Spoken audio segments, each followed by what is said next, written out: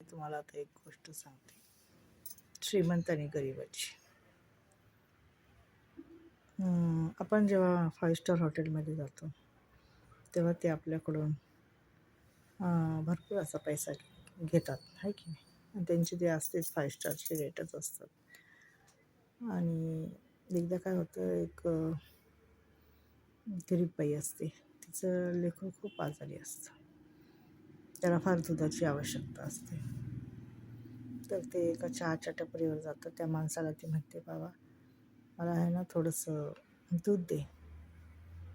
तर तो माणूस लगेच त्या बाईला कपभर दूध देतो आणि म्हणतो, इथे बसा आणि त्या बाळाला दूध पाजा.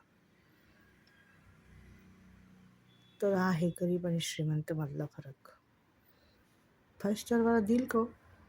त्याच्या दारात जर गेलं, पहिली गोष्ट म्हणजे तर गरीब माणसं जाणार पण नाहीत आणि तो उभा पण राहून देणार नाहीत, काही की नाही. एक टपरीवाला जो एका गरीब बाईला तिच्या लहान मुलाला दूध देतो, तो खरा धर्म आहे, हो की नाही.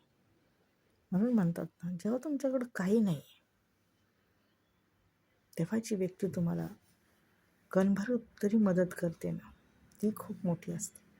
तुमच्याकडे नोकरी नाही आणि जर एखादी व्यक्ती तुम्हाला नोकरी लावते, तुम्हाला अन्नपाणी लावते, तर ती त्याच्या तुमच्यासाठी नाही, पण त्याच्या मनाचं किती मोठेपण आहे की त्याने तुम्हाला नोकरीला लावलं.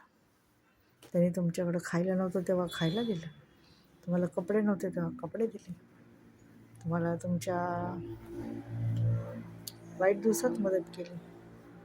परंतु काही लोक असे असतात की चांगले दिवस आले की मदत करणाऱ्यालाच 4 गोष्टी सुनवून जातात.